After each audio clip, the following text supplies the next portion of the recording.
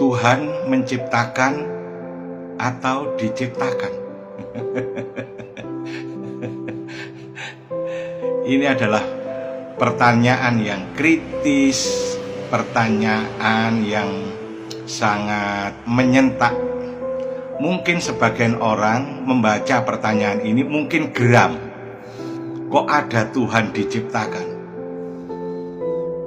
Saya jawab pertanyaan ini, sudah saya jawab sebenarnya secara tertulis, secara singkat ketika saya ditanya tentang Tuhan menciptakan atau diciptakan.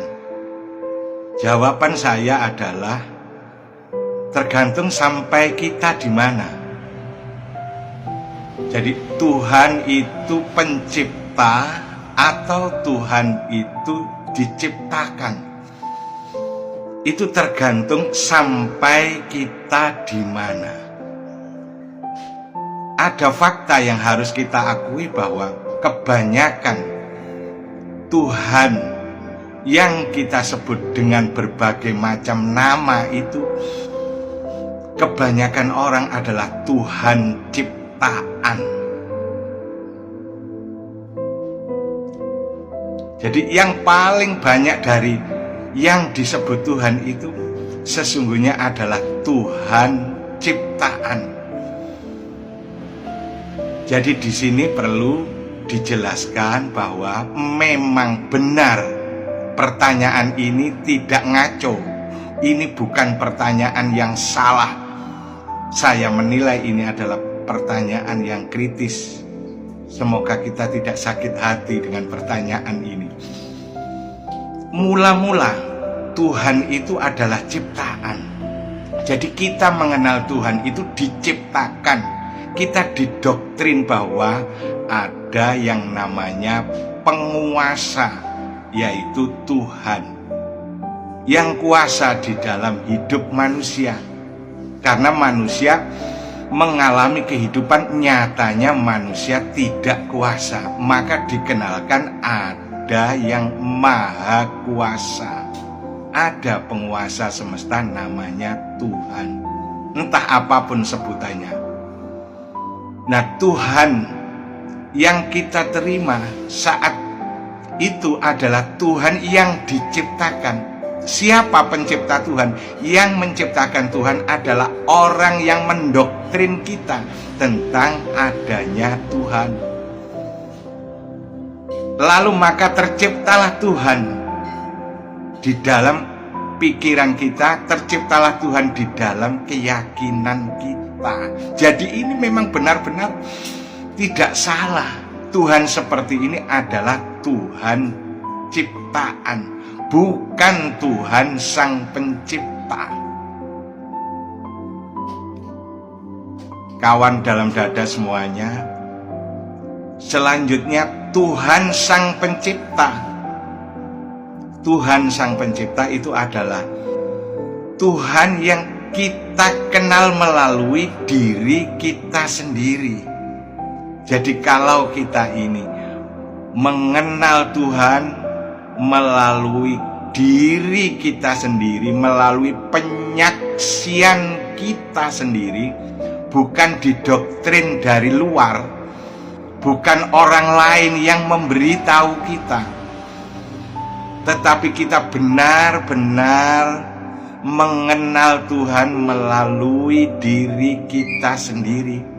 Lebih-lebih sampai kita merasakan, mengalami Tuhan. Itu benar-benar, itulah Tuhan yang maha kuasa. Itulah benar-benar, itulah Tuhan sang pencipta.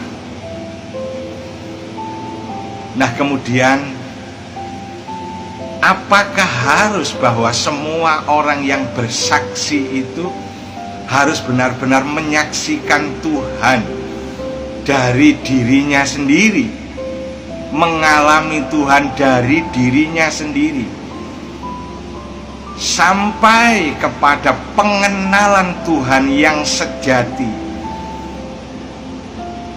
Kalau ini diharuskan semua orang menyaksikan dengan sebenar-benarnya kesaksian. Tentu saja tidak semua orang akan bisa mengalami ini. Bagaimana nasibnya orang yang terbatas, kesempatan dan kemauannya belajar terbatas. Bagi mereka orang-orang yang sangat awam, yang daya penerimaannya tidak mendalam, maka tentu saja bagi mereka cukuplah dengan Tuhan ciptaan itu sebagai keyakinan akan adanya Tuhan. Mereka hanya mengikuti.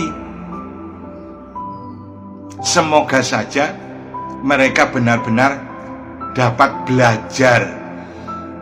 Jadi tidak sekedar mengalami Tuhan yang ciptaan, tapi benar-benar mengalami Tuhan Sang Pencipta. Orang-orang yang Tuhannya adalah Tuhan buatan,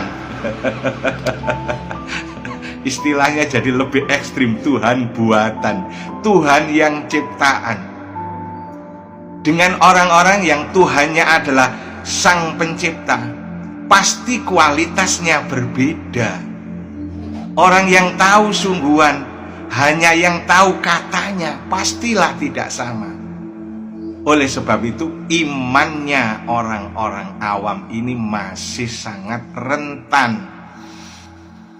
Ketika iman ini dihadapkan kepada gelombangnya kehidupan, kenyataan kehidupan, dihadapkan dengan fakta-fakta ketika mengalami kesulitan, mengalami goncangan hidup, iman ini lemah. Karena tidak tahu sendiri, apa benar Tuhan ada? Nyatanya saya berdoa, saya tidak dikabulkan. Nyatanya saya dalam kesulitan, saya tidak ditolong. Ini bisa goyah iman, karena memang Tuhannya masih Tuhan buatan.